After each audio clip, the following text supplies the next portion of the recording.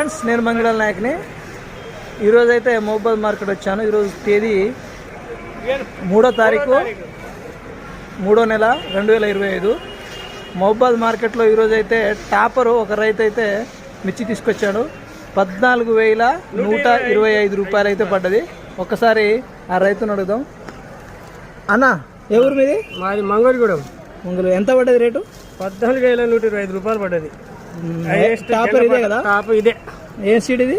ఇది వెంకీ హైబ్రిడ్ రవి వాళ్ళది hybrid seed. బాగా పండుతుంది, మంచిగానే ఉంటుంది. కానీ టాప్ రేట్ అయితే పడ్డది. మంచి సరుకు, డ్రై సరుకు. మరి ఇది ఏసీ సరుకు, ఏసీ పోయే సరుకు ఇది.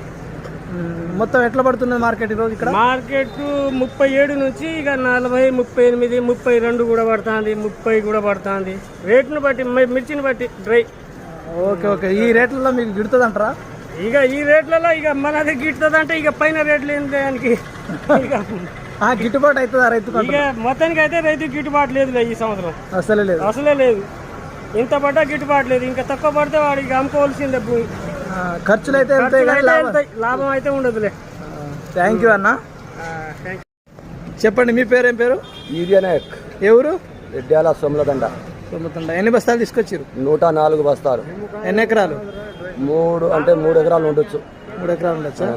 అందులో ఒక 15 గుంటల చచ్చిపోయిందా? విల్ట్ వచ్చిందా? ఎంత పడ్డది రేటు ఈరోజు? 13,735.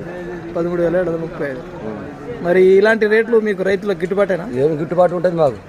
మందులకు సరిపోతుంది, మందులకు పెట్టుబడిగా సరిపోతుంది. మీకైతే రూపాయల లాభం లేదు. రూపాయల లాభం. ఈ సంవత్సరం వృధా చేసిన కష్టం వృధా.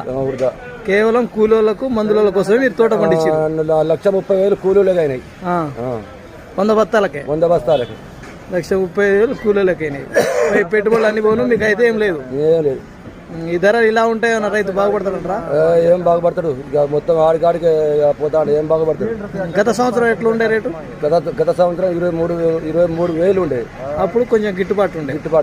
ఇప్పుడైతే లేదు. లేదు. ఓకే అన్న, థ్యాంక్ యూ.